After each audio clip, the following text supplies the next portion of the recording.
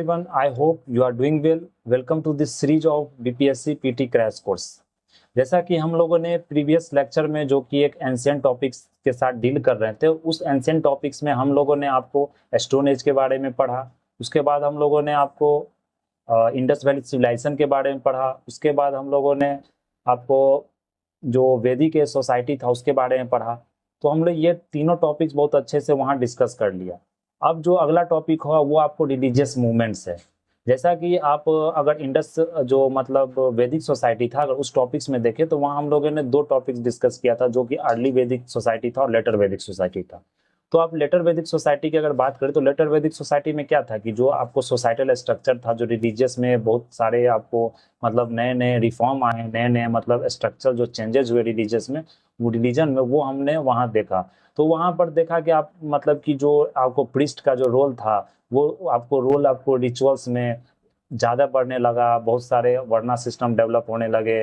आपको मतलब जातिवाद, बहुत सारे मतलब जो कास्ट सिस्टम था, जो जातिवाद था, वो डेवलप होने लगा। और देख सकते हैं कि बहुत सारे ब्लैक मैजिक, सुपरस्टिशंस जिसको बोल सकते हैं, और जो अंधविश्वास था वो फैलने लगा। तो इसी कारण क्या हुआ कि फिर उसके बाद जो नए नए सेक्ट आपको निकल कर आए हैं, जो पोस्ट वैदिक सोसाइटी जिसे हम लोग बोलते हैं, जो अभी हम पढ़ने जा रहे हैं, तो नए सेक्ट निकल कर आए, जिसमें कि सबसे जो फेमस सेक्ट थे वो आपको बुद्धिज्म और जैनिज्म थे। तो हम लोग अगर देखें तो यहाँ पर जो राइज ऑफ जो रिलीजियस मूवमेंट की अगर बात करें, तो जो रिलीजियस मूवमेंट था आपको, तो यहाँ पर क्या हो कि राइज ऑफ न्यू, जो यहाँ पर अगर रिलीजियस मूवमेंट, तो rise of new religious sects हुआ। तो जो 6th सेंचुरी की अगर बात करें तो वो जो 6th सेंचुरी का हम लोग पोस्ट वैदिक सोसाइटी बोलते हैं, पोस्ट वैदिक एज बोलते हैं। तो 6th सेंचुरी की अगर बात करें तो यहाँ पर 6th सेंचुरी में क्या हुआ आपको, जो आपको बीसी में क्या होगा कि राइज ऑफ न्यूमरस हेट्रोजेनस, जो मतलब रिलीजन में जो बहुत सारे सेक्ट निकल कर आए हैं, मेनली आपको गंगेटिक प्लेन में। तो यहाँ पर आप देख सकते हो कि आप देखेंगे तो वहीं पर सबसे ज्यादा जो वैदिक सोसाइटी का जो, क्योंकि जो वैदिक सोसाइटी वो एग्रीकल्चर, जो लेटर वैदिक था वहाँ पे एग्रीकल्चर जो सेक्टर था वो एक प्रायोरिटी सेक्टर था। मतलब जो लाइवलीहुड आपको सबसे ज्यादा डिपेंड वो एग्रीकल्चर पर रहता था। वो आपको वहाँ पर अगर देखेंगे तो वो गंगा वैली में ही, मतलब जो गंगा वैली के किनारे और किसी मतलब नदी के किनारे ही वो लोग वहाँ बसते थे और वहीं पर वो लोग खेती करते। तो यहाँ पर तो वहीं पर आपको ये रिलीजन भी डेवलप हुए, जो वेरियस रिलीजियस सेक्ट। अगर उस समय की बात करें तो वहां पर आपको बोला जाता है, वो आपको 62 रिलीजियस सेक्ट थे वहां पर।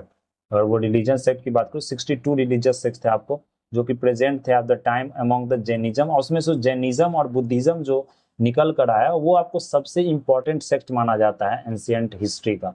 अगर आप एंशिएंट हिस्ट्री की बात करें तो जैनिज्म और बुद्धिज्म एक बहुत इंपॉर्टेंट टॉपिक है। यहाँ से आप हर एक साल 2 से 4 क्वेश्चन एक्सपेक्ट कर सकते हैं।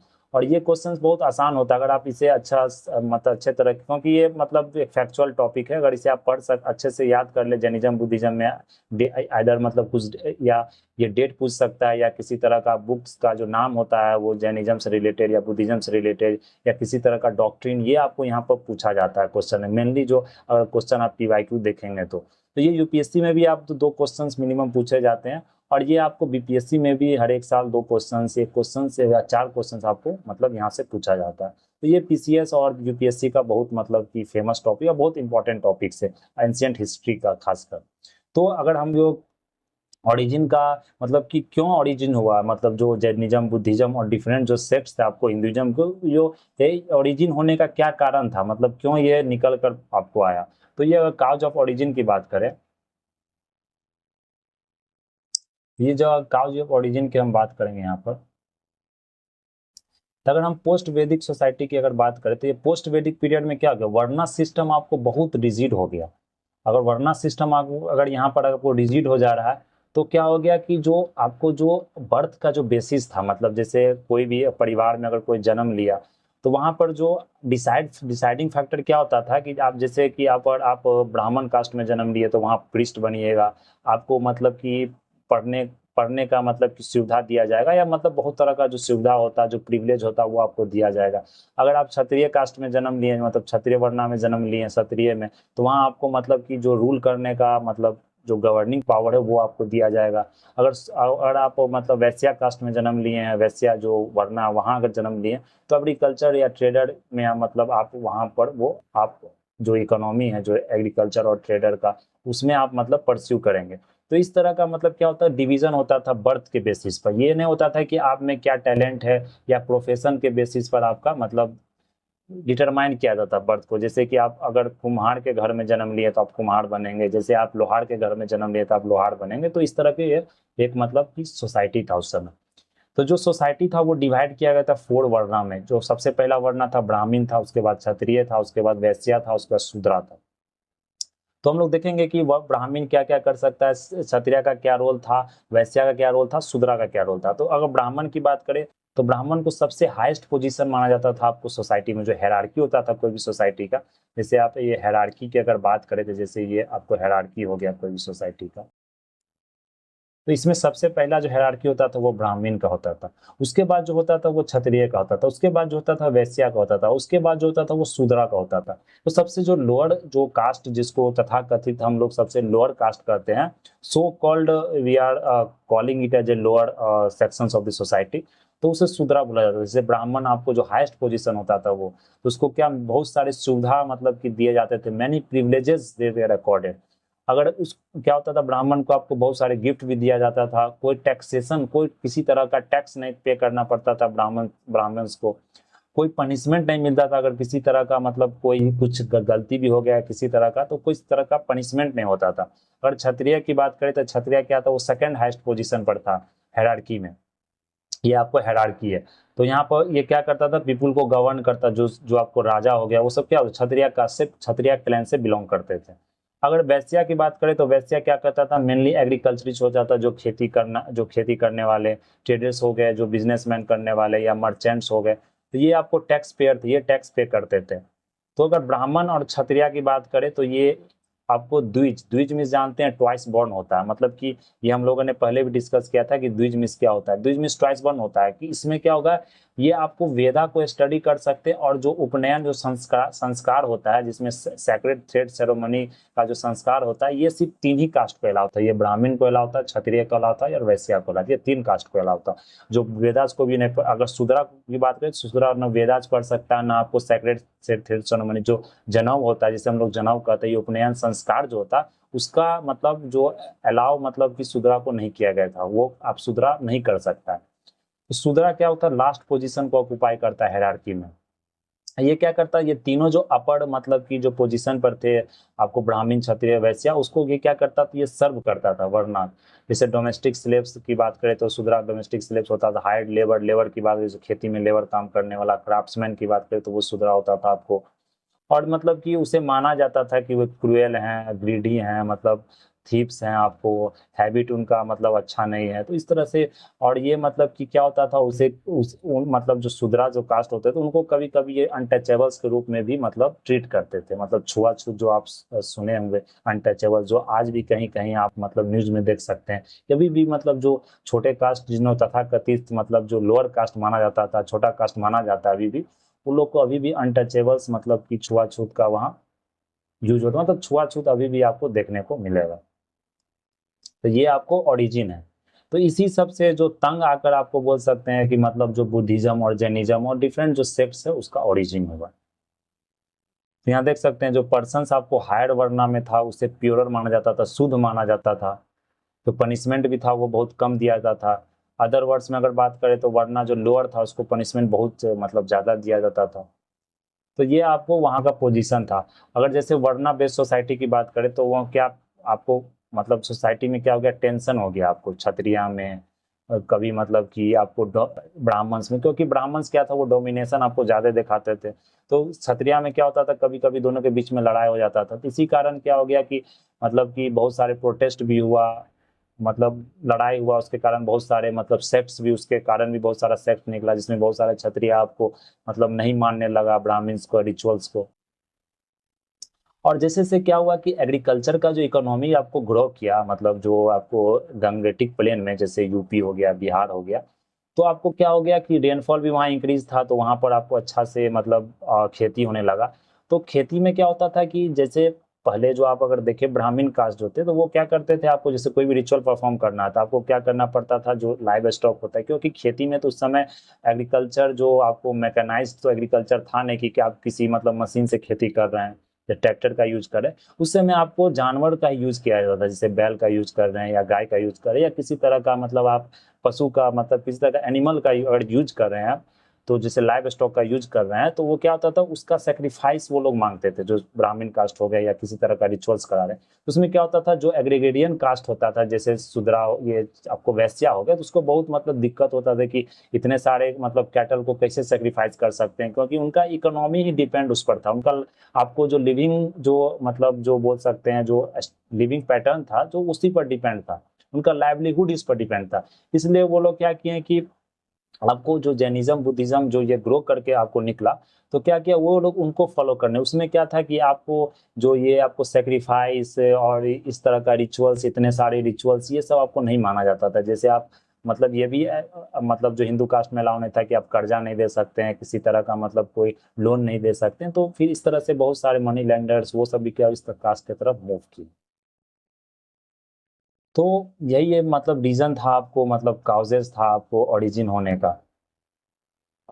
तो अगर हम यहाँ पर बात करें तो देख रहे हैं जो वर्धमान और महावीर, जो गौतम बुद्ध, बहुत सारे अगर फॉलोअर्स को अगर आप आज भी देखें, जो जैना कम्युनिटी होता है, जो जैन कम्युनिटी है, तो वहाँ देखेंगे बहुत सारे जो फॉलोअर्स वो आपको ट्रेडर्स है, आर्टिसंस है, ट्रेडर्स है, एग्रीकल्चरिस्ट, मतलब बहुत सारे ट्रेडर्स ही आपको मिलेंगे। और अगर गौतम बुद्ध मतलब बुद्धिज्म की अगर बात करें, तो वहाँ भी आपको बहुत सारे ट्रेडर्स ही मिलेंगे, बहुत सारे मतलब बिजनेसमैन ही मिलेंगे जो इस जो रिलीजन को फॉलो करते हैं। तो ये लोग क्या करे, वर्ना सिस्टम को नहीं मानते थे, नॉन वायलेंस को प्रीच किए, मतलब किसी तरह का कोई वायलेंस नहीं हो, किसी तरह का कोई सेक्रीफाइस नहीं हो। और ये एग्रेरियन इकोनॉमी को मतलब बहुत अच्छा मानते थे, ये वहाँ वायलेंस किसी तरह का था नहीं, इसलिए ये ट्रेड कॉमर्स को भी अच्छा मानते थे। तो ये आपको यहाँ पर देख सकते हैं। जैसे ब्राह्मण सिस्टम मैंने बात किया ना कि जो मनी लेंडिंग से उसको भी क्रिटिसाइज करता, तो वैश्या क्या किए, मतलब जो वैश्या कम्युनिटी था वो आपको बुद्धिज्म जैनिज्म को फॉलो किया। तो ये था आपको यहाँ पर लाइफ ऑफ लग्जरी भी आपको मतलब बुद्धिज्म जैनिज्म उतना प्रमोट नहीं करता है।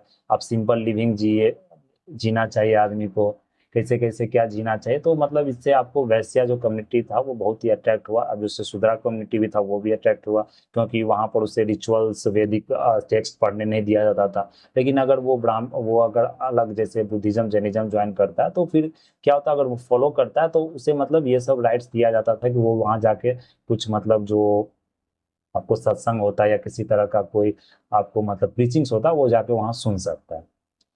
तो इस तरह जैनिज्म बुद्धिज्म का आपको जन्म हुआ। तो अगर जैनिज्म की बात करें, तो सबसे पहले जो इम्पोर्टेंट हमारा टॉपिक है वो जैनिज्म। तो अगर जैनिज्म को देखें तो यहाँ सब आप ध्यान देंगे, क्योंकि यहाँ से बहुत सारे क्वेश्चंस आपको पूछे जाते हैं, तो इस टॉपिक पर आप ध्यान देंगे। वो आपको जो ओरिजिन देखे वो इतना इंपॉर्टेंट नहीं, वो आपको मेनली मेंस के लिए इंपॉर्टेंट है। वहाँ पे एक ऐसा क्वेश्चन पूछा जाता है कि डिक्लाइन क्यों हुआ, ओरिजिन क्यों हुआ।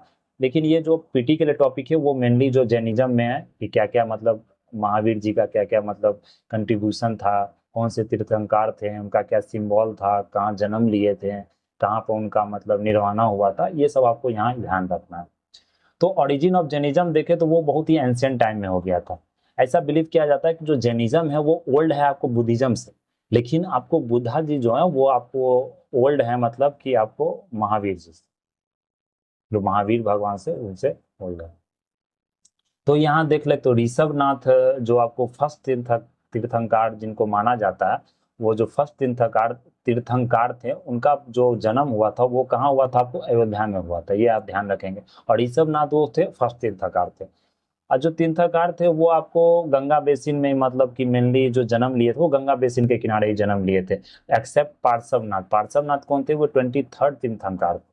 उनका जो जन्म हुआ था वो वाराणसी में हुआ था। वो निर्वाणा आपको प्राप्त किए थे कहाँ, बिहार में प्राप्त किए थे। तो ये आप याद रख सकते हैं, क्योंकि यहाँ से भी क्वेश्चन पूछा जाता है कि कहाँ जन्म लिए थे, कहाँ उनका निर्वाणा हुआ था। अगर आप महावीर वर्धमान महावीर भगवान की बात करते हैं, तो उनका वो आपको 24 जो 24th तीर्थंकार थे, 24वां तीर्थंकार थे, उनको लास्ट तीर्थंकार माना जाता है जैनिज्म में। उनका जो जन्म हुआ था वो 540 बीसी में हुआ था। और कौन सा जगह हुआ था, वो कुंडा ग्राम में हुआ था। वो विलेज कहाँ, आपको वैशाली में है। तो ये सब पॉइंट आप ध्यान रखेंगे। उनका जो फादर का जो नाम था, उनके पिताजी का जो नाम था वो क्या था, सिद्धार्थ था। जो कि आपको एक मतलब जी जो जनंत्रिका जो ट्राइब है, जो क्लैन होता है, उनका वो हेड थे। उनकी माता का नाम त्रिशला था, जो कि आपको आपको सिस्टर थी। किसकी बहन थी वो? किंग चेतका की बहन थी वो, और जो कि एक लिच्छवी प्रिंस थी आपको वज्जी गण संघा की। तो ये हम लोग आगे डिस्कस करेंगे जब महाजनपद पीरियड पढ़ेंगे, तो वज्जी, अंगा, मगध, ये सब के बारे में पढ़ेंगे जब आगे डिस्कस करेंगे। लेकिन अभी महावीर, अगर वर्धमान महावीर के बारे में पढ़े तो उनका फादर का नाम लोग ध्यान रखेंगे, उनकी मदर का नाम ध्यान रखेंगे, और वो किनकी बहन थी वो आप ध्यान रखेंगे, जैसे चेतका किंग। इसके बारे में यहाँ क्वेश्चन आप प्रीवियस में देख सकते हैं, PYQ में क्वेश्चन यहाँ से पूछा गया। और जो वो हाउस लेफ्ट किए, वो हाउस अपने घर कब छोड़े? उन्होंने जो घर घर को जो त्याग किया, घर को छोड़ा, तो वो 30 की उम्र में उन्होंने घर को छोड़ा। और वो मतलब कि जो इनलाइटमेंट की खोज में, जो मतलब जो ज्ञान की खोज में उन्होंने जो वहाँ घर छोड़ा, वो लेकिन वो 12 साल लग गया उनको वो ज्ञान की खोज करने में, जो कि 42 साल में आकर वो आपको क्या हुए? इनलाइटनमेंट हुए। इनलाइटनमेंट क्या हुआ? उनको पूरा तरह से ज्ञान मिल गया। और उसके बाद वो 30 साल तक मतलब आपको प्रीच किए। 30 साल तक वो जितने भी सत्संग होते हैं, कहीं कहीं जाके मतलब सत्संग करना, लोगों को समझाना, लोगों को मतलब इस रिलीजन इसे के बारे में बताना, उनके लाइफ के बारे में बताना, ये सब आपको 30 साल तक वो आपको महावीर वर्धमान जी, ये आप लोग ये मतलब वो जा जाके डिफरेंट डिफरेंट मतलब कि बहुत सारे गांव में ये किए। और ये उनका जो मतलब जो परिनिर्वाण बोला जाता है, जो डाइड मतलब जो उनका मृत्यु हो, वो आपको 72 साल में हुआ। जो 72, वो कहाँ हुआ? पावापुरी में हुआ। वो आपको राजगीर में जो पावापुरी है वहां पर। ये आप लोग ध्यान रखेंगे, जो मतलब ये बोला जाता है। तो उनकी जो मतलब महावीर जी का जो जन्म हुआ था वो हुआ था आपको वैशाली में, कुंडाग्राम में। और जो उनका जो मृत्यु हुआ था वो 72 साल में जो पावापुरी में राजगीर में हुआ था। तो जो अगर जो ये निर्वाणा प्राप्त करते हैं, इनको हम जैनिज्म में कैवेलिया बोलते हैं।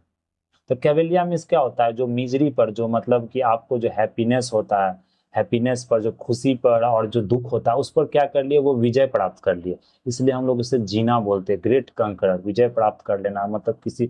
और खुशी में तो आप बहुत ज्यादा खुश नहीं हो जा रहे हैं, दुखी हैं तो बहुत ज्यादा दुखी नहीं हो जा रहे हैं। तो इसलिए मतलब कि बोला जाता है कि इससे जो मतलब बुद्धिज्म और जैनिज्म से आप बहुत कुछ सीख सकते हैं अपने लाइफ के लिए। जैसे महावीर थे, वो आपको सिंपल डॉक्ट्रिन जो मतलब जो सिंपल उनका डॉक्ट्रिन था वो क्या था? अहिंसा। अहिंसा मीन्स क्या होता है? Non violence. अब उनका जो मतलब जो आपको जो प्रीच करते थे, जो वो लोग, जो उनका सत्संग होता तो वो आपको प्राकृत लैंग्वेज में होता, जो मतलब कि उस समय जो कॉमन मैन थे, जो कॉमन जो पीपुल था, आपको जो आम आदमी उस भाषा को समझ सकता, वो भाषा प्राकृत था। इसलिए वो प्राकृत में मतलब कि जो बात बोलते थे, जो मतलब प्रीच करते थे, जो उनका सत्संग होता था वो आपको प्राकृत लैंग्वेज में होता। तो इतना पॉइंट आप यहाँ पर ध्यान रख सकते हैं। अगर आगे बात करें आपको डॉक्ट्रिन की, तो डॉक्ट्रिन जो उनका जैनिज्म का जो डॉक्ट्रिन था वो आपको क्या था? 5 डॉक्ट्रिन था, जो शपथ एक तरह से भोज बोल सकते हैं।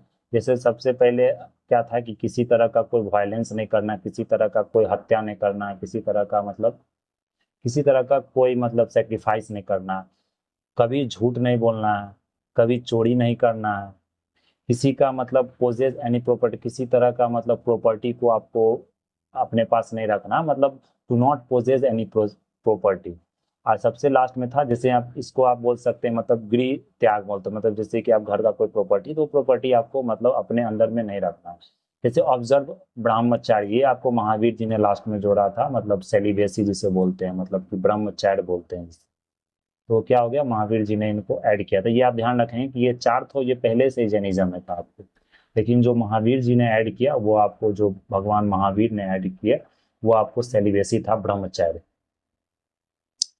अगर आप पार्श्वनाथ की बात, तो पार्श्वनाथ जो कि आपको फर्स्ट जो 23rd तीर्थंकर थे आपको, वो आपको मतलब कि जो बात किए थे वो covering upper and lower portion of the body, मतलब बॉडी को आपको अपर पोर्शन दोनों को मतलब कि कवर करना। लेकिन जो महावीर जी जो थे उन्होंने जो फॉलोअर्स को कहा था कि आपको पूरी तरह जो अपना जो कपड़ा है उससे त्याग देना है, मतलब पूरी तरह से कोई कपड़ा आपको मतलब नहीं रखना है शरीर को, पूरी तरह से कपड़ा त्याग देना है।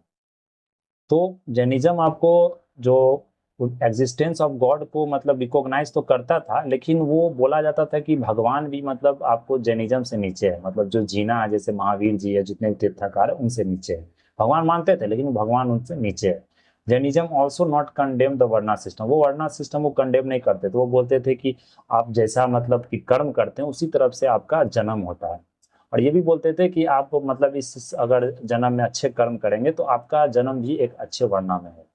तो इस तरह का हम बात यहाँ ध्यान रख सकते हैं जैनिज्म से जो रिलेटेड पॉइंट्स है।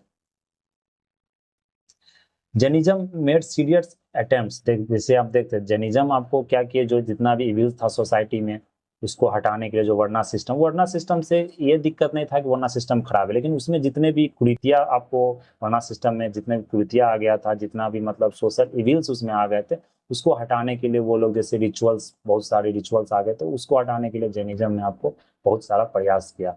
जैसे आपको साइकिल ऑफ कर्मा की बात करें तो वो साइकिल ऑफ कर्मा की बात करते हैं, जैसे बर्थ और रिबर्थ होता है, मृत्यु और जो जन्म का जो चक्र चलता है, तो वो आपको साइकिल ऑफ कर्मा हो, जिस तरह से आप कर्म करेंगे उसी तरफ से आपका मतलब अगला जन्म जो होगा वो किस वर्ण में होगा उस पर डिपेंड करता है।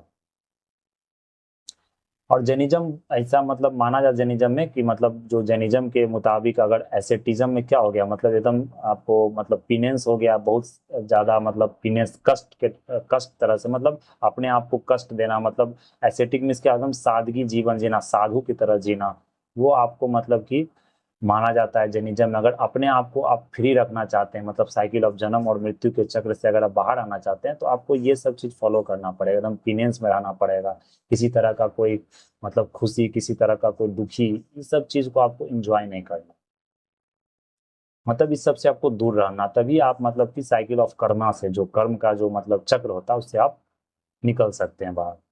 तो सेल्वेशन की बात करते हैं, लिबरेशन जिसके बोला जाता है, वो आप मतलब तभी कर सकते हैं जब आप दुनिया को पूरी तरह छोड़ दें, दुनिया से किसी तरह का कोई मतलब एक्सपेक्टेशन नहीं रखे। तो ये मतलब आपको मतलब जैनिज्म का मतलब जो कथन था, जो जैनिज्म के बारे में था, ये हम लोगों ने यहाँ देख लिया। अगर जैनिज्म की जो ज्वेल्स की बात करें तो 3 ज्वेल्स मतलब जैनिज्म बोला जाता है, वो आपको था right knowledge, right faith and right conduct. तो ये 3 चीज आप ध्यान रखेंगे यहाँ पर। इसका मतलब कभी कभी क्या होता है कि ये जो वर्जन है हिंदी वर्जन, ये आपको पूछ दिया जाता है इसका मतलब क्या होता है। जैसे सम्यक ज्ञान, तो ज्ञान से आप नॉलेज समझ सकते हैं। सम्यक दर्शन, दर्शन से यहाँ फेथ हो गया आपको। सम्यक मतलब पूरा चरित्र हो गया, कंडक्ट, जैसा आप काम करते हैं। अगर तीर्थंकर देखें तो जो 20 मतलब 24 तीर्थंकर थे, उसमें सबसे पहले हम लोगों ने देख लिया ऋषभनाथ, जो सबसे पहले तीर्थंकर थे आपको। और सिंबल क्या था, बुल था और हॉक्स था। अब सिंबल मतलब बियर था, सिंबल जो तीर्थंकर आप देख सकते हैं, मतलब इसका जो ऋषभनाथ का जो तीर्थंकर था बुल और हॉक्स था। अगर अजीत अजीत नाथ का सिंबल देखो एलिफेंट था। संभव नाथ का देखे तो हॉर्स था। अभिनंद नाथ का देखे तो मोंकी था। तो सिंबल पूछा जाता है, अगर इंपॉर्टेंट है तो आपको जैसे फर्स्ट तीर्थंकर हो गए, 23rd तीर्थंकर हो गए, महावीर जी हो गए, उनका सिंबल आप मतलब याद, जैसे महावीर जी का लायन था, पार्श्वनाथ का आपको स्नेक था। इस तरह आप इसको ध्यान में स्लाइड को रख सकते हैं, जैसे ब्लू वाटर लिली था। तो इतने तीर्थंकर याद नहीं रखने, लेकिन जो जो इंपॉर्टेंट है, जो क्वेश्चन रिपीट किए जा रहे हैं, वहां आप याद रख सकते हैं।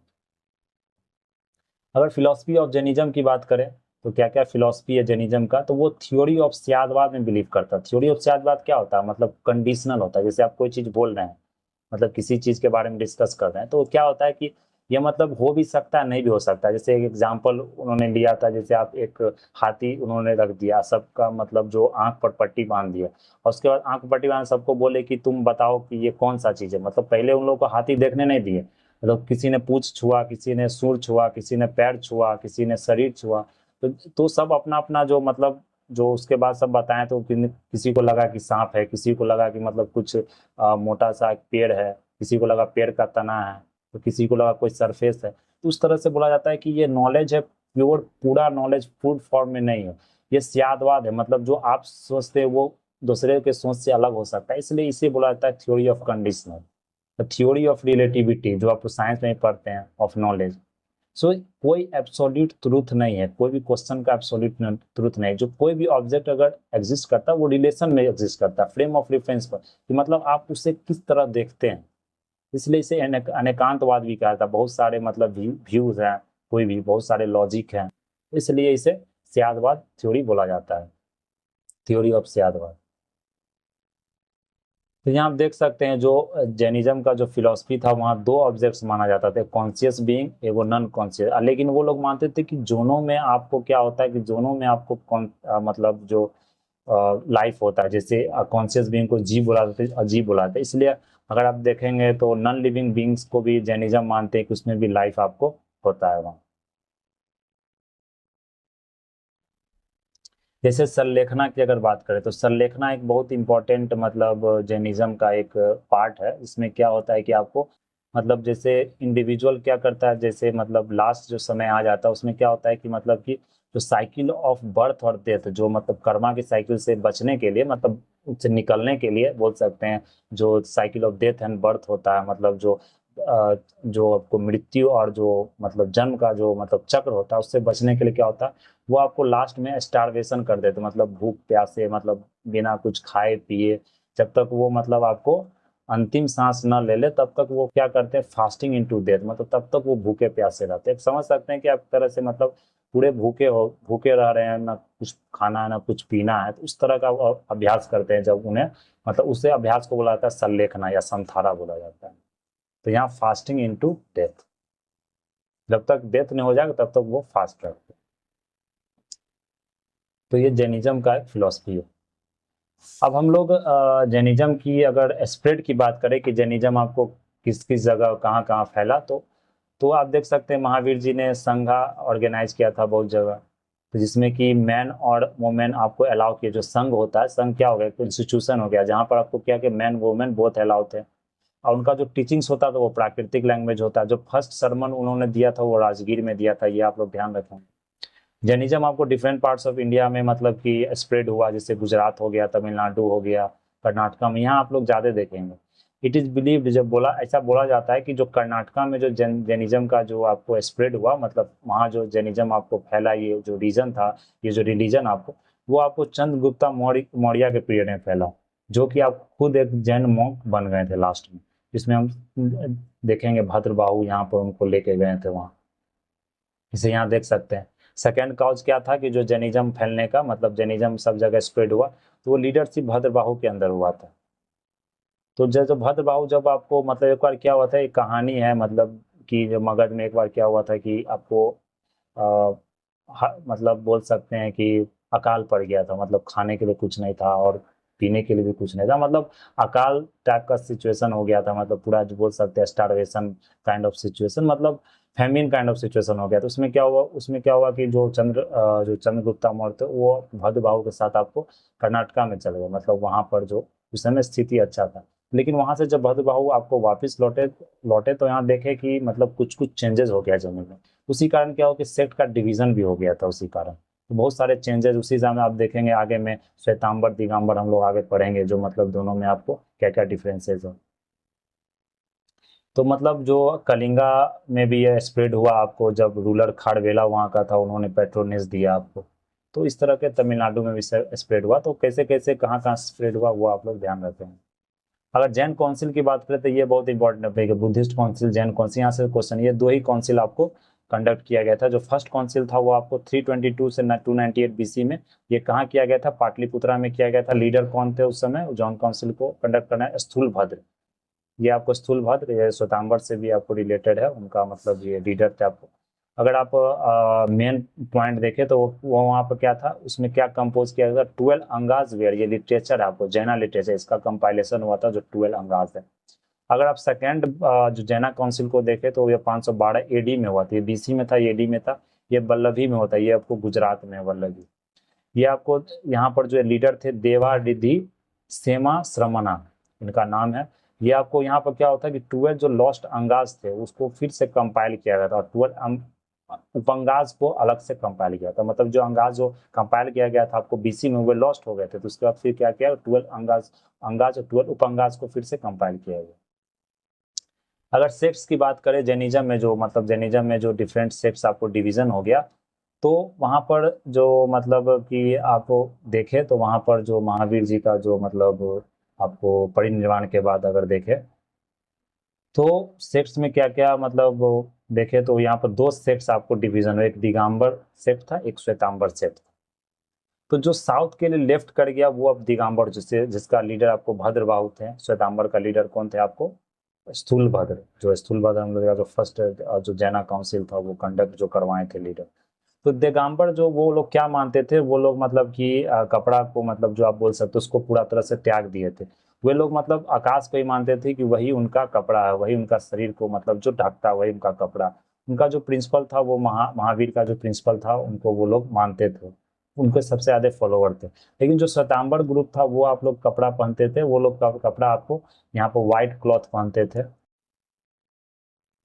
यहाँ पर वुमेन का भी अलाउंस था, आपको वुमेन भी अलाउ थी आपको श्वेतांबर ग्रुप मतलब सेट को ज्वाइन करने के लिए। तो यहाँ पर वेरियस चेंजेस हुआ, जो फेमिन आपको जब मगध में जो हमने अभी स्टोरी सुनाया आपको फेमिन जो हुआ था वहाँ। तो जैना का क्या क्या कंट्रीब्यूशन था ये सब मतलब आपको मेंस टॉपिक है, उतना मतलब डिटेल, लेकिन फिर भी डिस्कस कर देते हैं। जो वो क्या हुआ कि बाद में धीरे धीरे क्या हुआ कि शुरू में तो वो प्राकृतिक लैंग्वेज मतलब आपको जैनिज्म जो प्रीच करने लगे वो प्राकृतिक लैंग्वेज था, जो लैंग्वेज ऑफ मासेस था। बहुत आदमी यही प्राकृतिक लैंग्वेज में ही मतलब इसी लैंग्वेज को समझते थे, इसलिए पॉपुलरिटी बहुत ज्यादा गेन हुआ आपको जैना कम्युनिटी, जैनाज रिलीजन का जो था। अगर जैन रिलीजन की बात करें जैनिज्म की, तो वो आपको जो लिटरेचर जो लिखा गया था वो प्राकृतिक में लिखा गया था, अर्धमगधी में भी लिखा गया था, और सेकेंड जैन काउंसिल में जो कंपाइल किया गया था वो प्राकृतिक में अर्धमगधी में लिखा गया था। और जो रीजनल लैंग्वेज में लिखा गया जैसे आपको सौरा सेनी हो गया, जो एक मराठी लैंग्वेज हो गया उसमें भी लिखा गया था। जैना जो लिटरेचर है उसमें आपको इपिक्स भी देखने को मिलेगा, पुराना भी हो गया, नॉवेल्स भी हो गया, ड्रामा भी हो गया। बहुत सारे ओल्ड मैन्युस्क्रिप्ट्स भी हैं जिसे आज जैन श्राइन्स में मतलब कि रखा गया, जैसे राजस्थान हो गया, गुजरात में। अगर आप इनिशियल देखे उस शुरू में देखे तो वो आपको आइडल वर्शिप जैनिज्म में फॉलो नहीं करता। जैनिज्म का जो फॉलोअर्स था वो आइडल वर्शिप पहले आपको नहीं करते थे, लेकिन अब क्या हो गया कि जो महावीर का जो आइडल है वो लोग वर्शिप करते हैं, जो 23rd तीर्थंकर थे उनका भी आइडल वर्शिप करते हैं वो लोग। तो बहुत सारी इमेजेस आपको जैनिज्म के अभी भी आप अगर जाएं जैन मंदिर में तो वहाँ देखेंगे इमेजेस आपको वर्शिप होते हैं साउथ और वेस्टर्न सेंट्रल इंडिया में। अगर जैना लिटरेचर की बात करें ये बहुत इंपॉर्टेंट है, ये 2 कैटेगरी में डिवाइड किया गया। अगम लिटरेचर होता है जो हमने देखा, जो 12 अंगाज 12 नन उपंगाज। तो अगम लिटरेचर की बात करें तो अंगाज इसमें आ जाता है जो 12 है आपको। उपंगाज देख ले तो ये 12 है। परिकीर्णाज देख ले ये 10 है। चेरा सूत्र देख ले ये 6 है। मूल सूत्र देख ले ये 4 है। ये आपको ये नहीं याद रखना है कि मतलब कौन से कितने टर्म, इसमें आपको सिर्फ ये याद रखिए कि मतलब कि जैसे क्या होता है कि कभी कभी 2-3 इसमें से उठा के पूछ दिए और 2-3 क्या करेंगे आपको बुद्धिस्ट लिटरेचर में से उठा के पूछ देंगे, आप यहाँ कंफ्यूज कर जाएंगे कि ये लिटरेचर में कौन सा बुद्धिस्ट का लिटरेचर है कौन सा जैनिज्म का लिटरेचर है।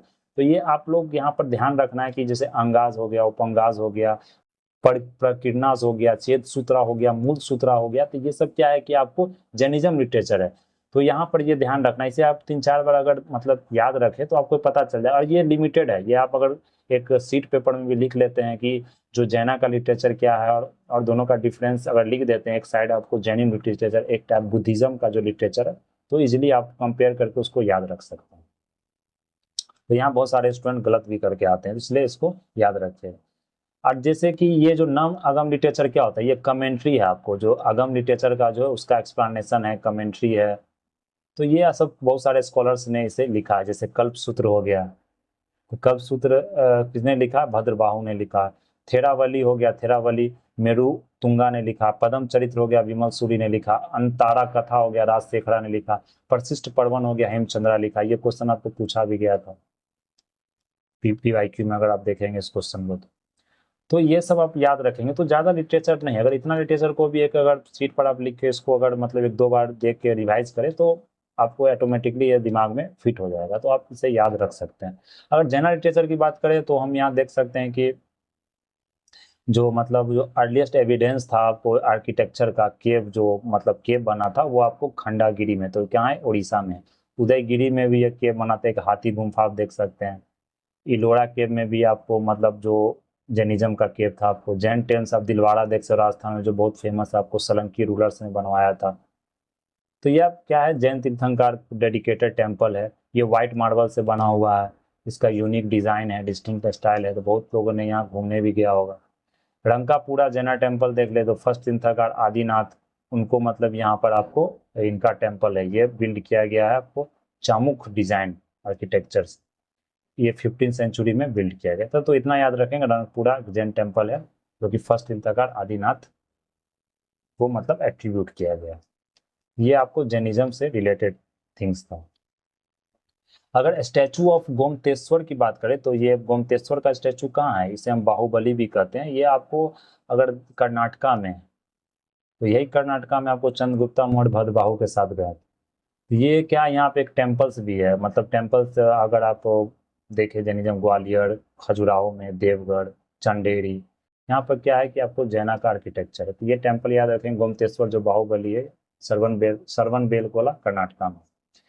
84 फीट का हाइट है आपको ऋषभ देव, जो 84 feet height statue of Rishabh Dev, तो आप वो कहाँ है, जो फर्स्ट तीर्थंकर थे, वो बिल्ड किया गया 52 गज, ये कहाँ है आपको एमपी डिस्ट्रिक्ट में। तो ये याद रखेंगे, करंट अफेयर से रिलेटेड पूछा जा सकता है। It was created in 12th century AD में ही मतलब बनाया गया, सबसे मतलब हाईएस्ट माना जाता होगा इसे, इसलिए यहाँ पर दिया गया है।